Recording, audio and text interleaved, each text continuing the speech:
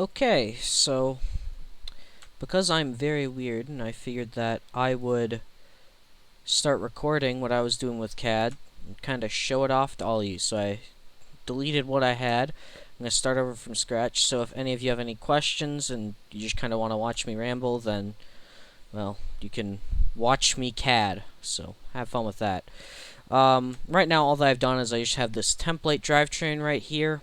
And I have also placed the two gearboxes that I recommended using because they're the standard KingTech ones we use. They're 3 mini sim.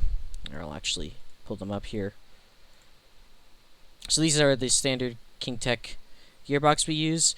It's got 3 mini sims, which we find is typically the best. If you don't know what a mini sim is, it's essentially just a motor. It's basically the standard one we'll use in FRC, and you don't need to know about all this gearing, but essentially it comes out to this output shaft, which is half-inch hex axle, also pretty standard for FRC. And really all you need to know is that you go from motor to turning an axle for right now. So I'm just going to constrain these to be set up into my drivetrain. So I'm using the mate tool, and I'm going to use the against part here so that these two different faces of it are against one another. I've also turned off my computer audio so you won't be able to hear my cowbell, and I did that because I don't want to get copyright striked for playing music. But right now I'm just going to constrain these. These are something you might want to fast forward quite a bit through, and I would not blame you for it. But I'm just going to get these set up so that it's actually flush, and I'm also going to get this set up so that it is parallel with that using an angle constraint, and I'll just figure out whatever it is. Is it this one? Yeah, this is the one you have to do. I typically just click around on those and eventually it'll kind of work. So yeah, essentially this is just going to be me kind of doing how I would CAD, and then if you have any questions, I can kind of point you to a certain point in these videos to show you what I did in my process, and maybe I'll just never do these again. I'm not really sure. And don't feel like you have to be keeping up. I might be making all of you sick. Oh boy. Let's see if this will still work or if I'm going to have to redo it. I'm just not going to do it the way I want to. That's just too quick. Control Z's to fix it, though. So yeah, I'm just gonna run through this. It's very weird talking to yourself. You know that? You always think about, like, always see, like, YouTubers or whatever who do it all the time. But, it's a lot weirder than you'd think. I don't know why that's not working, but I'm just gonna keep running through it. Lucky for me, though. Okay. New plan. CAD does this sometimes, and you just have to give it an order of operations because it won't understand any other way. Okay, maybe I was doing it some way that didn't work, but regardless, we'll make it work. And again, as I said, this is just going to have to be a work in progress for a little bit. Is it you? Yeah, it's you. Okay, so now that one's constrained. And I can make them... I cannot make them flush. Why can I not make you flush? Excuse me. Oh, I cannot make them flush because... do it that way. So, now everything seems to be in order. I also want to make some axle to put into those, and we'll do that based off of... Let's see. We actually need to cut down that axle. How much do I need to cut it down? Ooh, I haven't set a base. Hold on, let's actually constrain mine to the origin. This is something that's also extremely useful to do, so that your view cube doesn't get mucked up. You can constrain your objects to planes, like that. That way the view cube will always be accurate in one way or another. I typically don't do the third dimension just so that now I can at least move it. See that typically this is useful to just move it to see, alright, is something unconstrained? Because if so, it will just fly off into space as you're moving the rest of it. So that's what I'm going to do, and I'll just make these all invisible. Anyways, I have to edit the gearboxes. So let's see. I have to make it so that... I have to think about this for a second. I essentially have to make it so that from this surface right here, it's going to be this line. Let's see if I could even project it here. Yeah, that'll work. From that line, we'll make that a construction line. Construction lines, if you don't know what they are, essentially they are lines that when you try and extrude something, it won't think of as existing, but it will allow you to reference it for geometry's sake. So I'll show you an example here. What I'm essentially doing is I just want to use this line because I can't get this plane, the front of the gearbox, actually in my sketch. So I'm just going to create this line where it was. Now what I need to do is I need to create a non-construction line 2 inches away from it, because we want the axle to be exactly... Actually, no, it should be 3 inches long, away from the edge of the drivetrain. Because if we go back to our drivetrain here, essentially what I'm trying to do is I'm trying to make it so I cut off all of this part of the axle right here, right? I don't want any of this dumb end bit extending out. I want just enough that I can fit a wheel on the end and from there be done. And I guess you can have your wheel it's not in the rules that your wheels can't go outside your drivetrain. It's just that your perimeter is... Yeah, you'll be fine if your axle extends outside that length. I'm just trying to make mine look nicer for this purpose. For right now, though, let's go back to this. And I now have... This has to be 3 inches away. So then I have to cut off all of this part of the axle, which should be really simple. I can just go rectangle, bam, finish, extrude, that way, no, 3 inches, won't let me cut. Why won't you let me cut? Well, what the heck? Why won't it let me cut?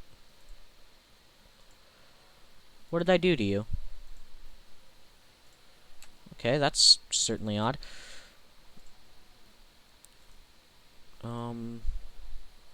Okay, let's try this.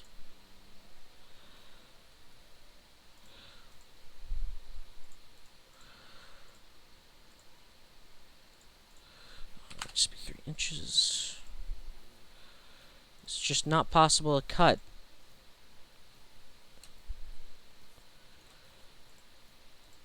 Well, that's odd.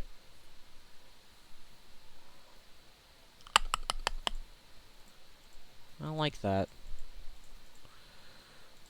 Do I have to go...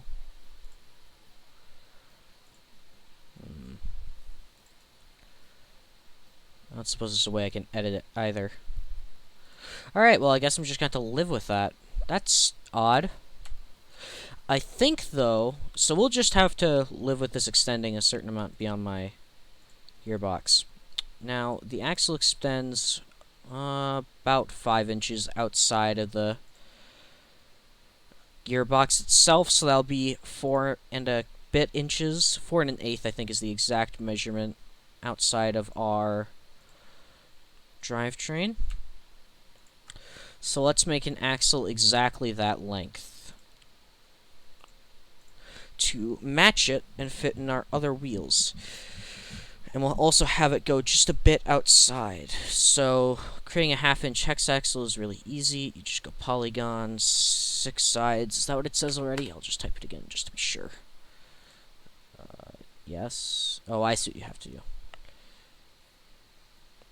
And then, there we go. We got a hexagon.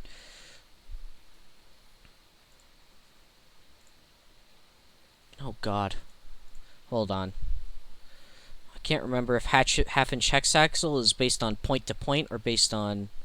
No, actually, it makes much more sense if it would be on side to side rather than point to point.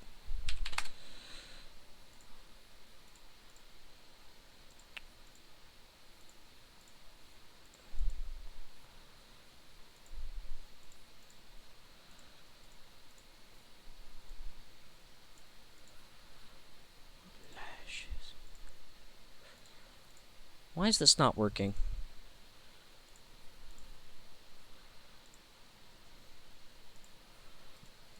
What if it is... Is it that it has to be constrained in a rotational manner?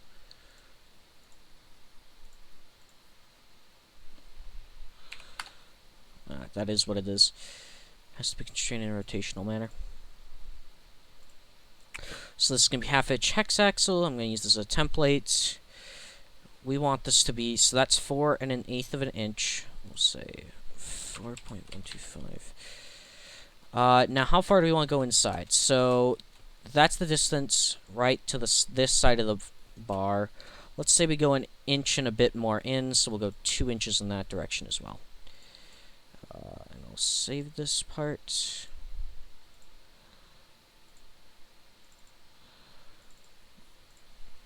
Hex axle. Oops.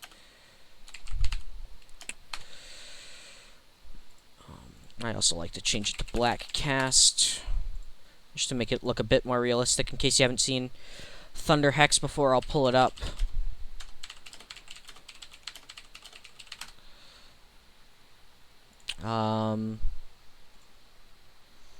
Looks exactly like this. If you're new to FRC, it looks exactly like that. It's pretty standard. Probably most of you have already seen it, but for right now, again, we'll just keep walking through things. This is meant to be a very introductory thing. I don't expect many people to actually watch this, but, you know, whatever. Figured I might as well record it, right? No one can really stop me, can they? For now, we're just going to constrain. I believe there's actually a quicker way to do this, but I always forget how. If you can find a quicker way, don't do as I... What's the opposite of do as I say? Do as I don't? I don't know. 4.125. Set that to be negative because I'm too lazy. So that should be about an inch in. Looks good.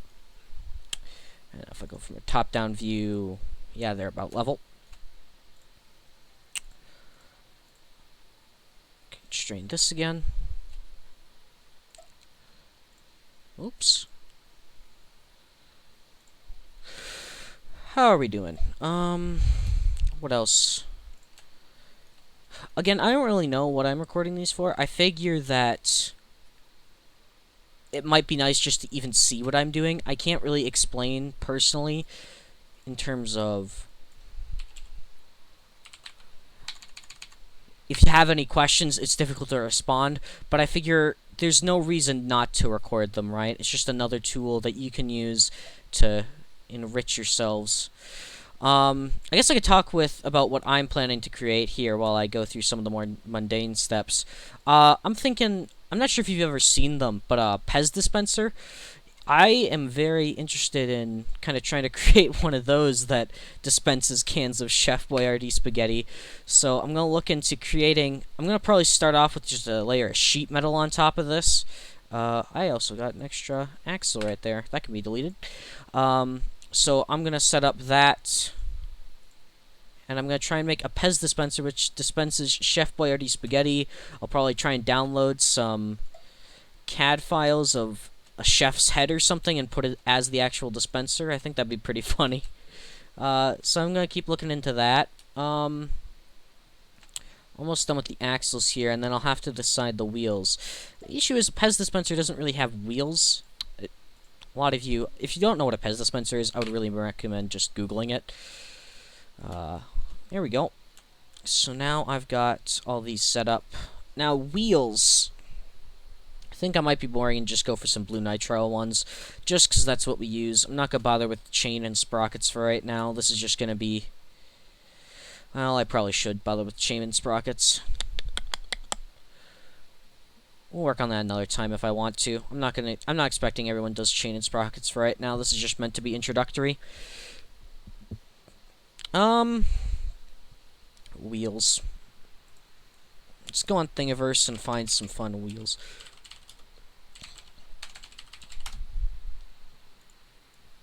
Bring it over here so that you guys can see. There are some things I had looked at using as wheels. I wonder about, like... Oops. Again, you're probably going to want to fast forward through a lot of this. Issue is a lot of these are STLs, so I can't really modify them. I think what I might do is I might just do I might make a mock-up of a boat steering wheel, maybe. That'd be kind of funny.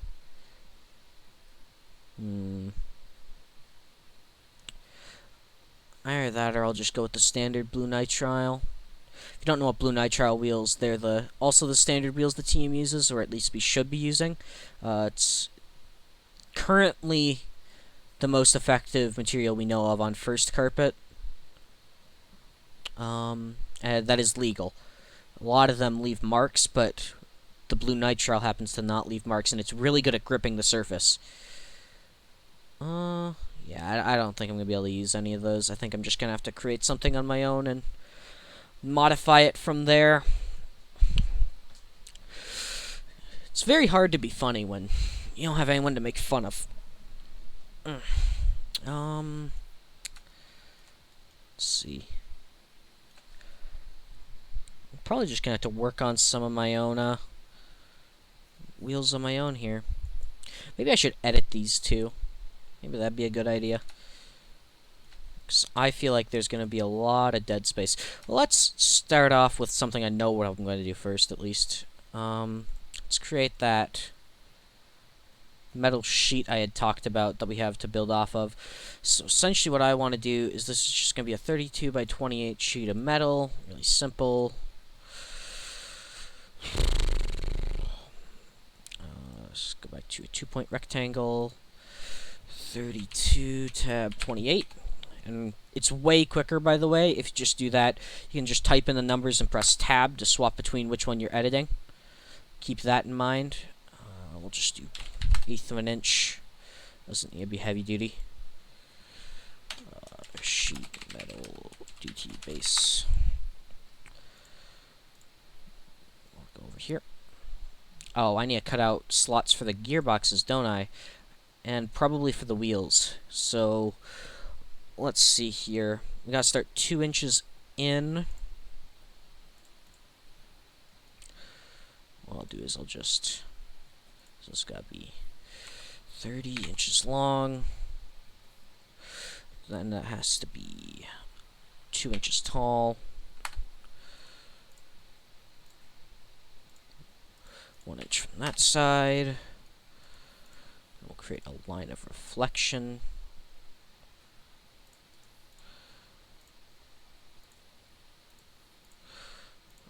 Now I also need to create a little hole for the gearboxes. So that's 2 inches. There'd be another inch here, and then the gearboxes, let's see how big of a space they take up about. Can I go inspect, measure? Let's go from there to there. Okay, 5.38 inches. We'll round that up to a nice 6. Create a 6 by... How much do they go back? So I should have a connecting point somewhere in the middle. I have to go back here. Measure from this edge to this edge. 7 inches. So we need a 6 by 7 inch cube. It's going to be 1 inch away from here.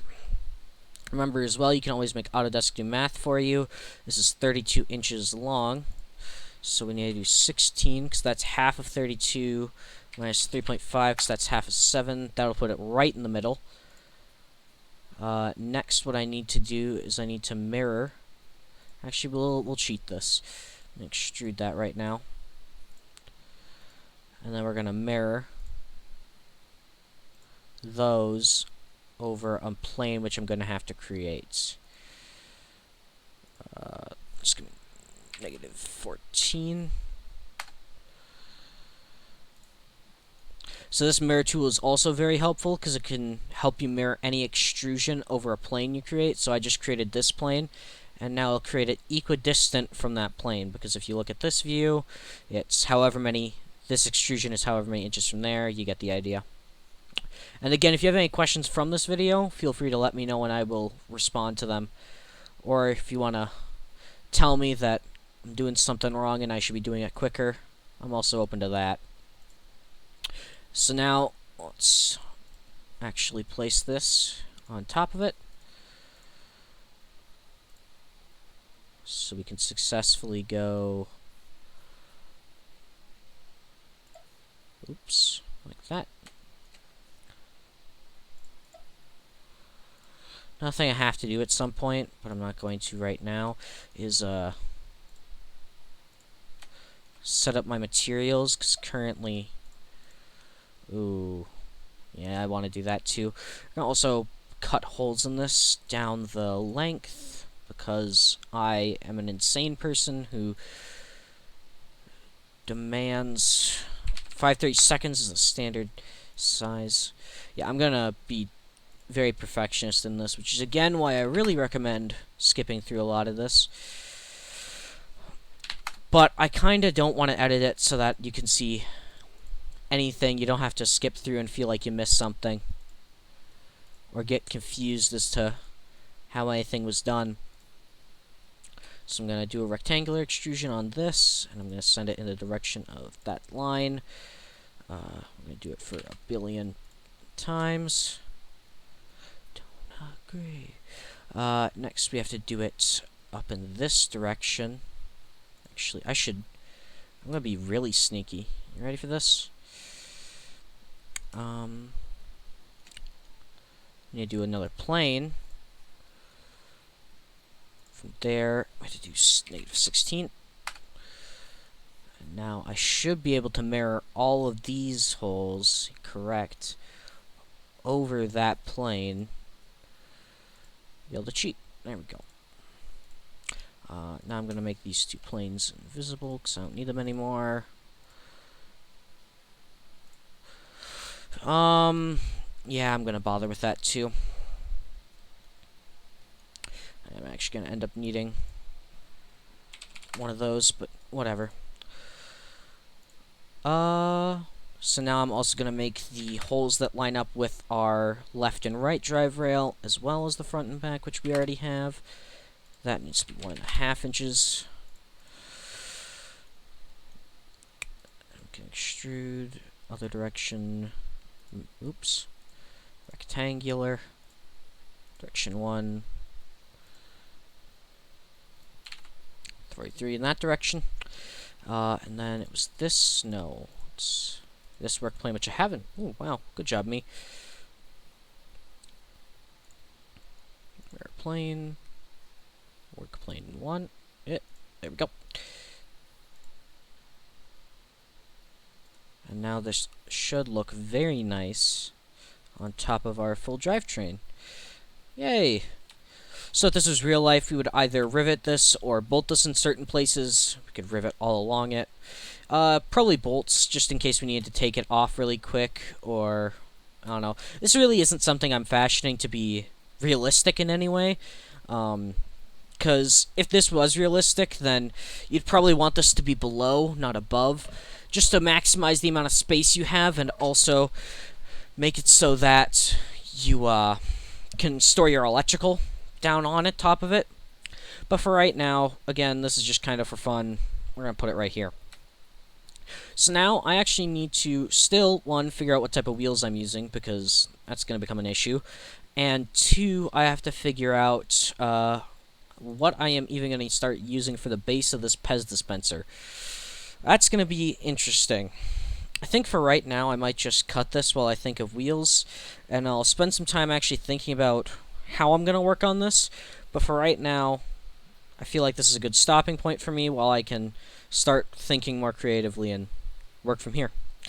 So again, let me know if you have any questions. I don't expect many people to watch this, but feel free to skip through if you have any questions as to how to do anything or how I did anything. Feel free to let me know, or even just about FRC parts in general. You won't be considered dumb in any way, promise.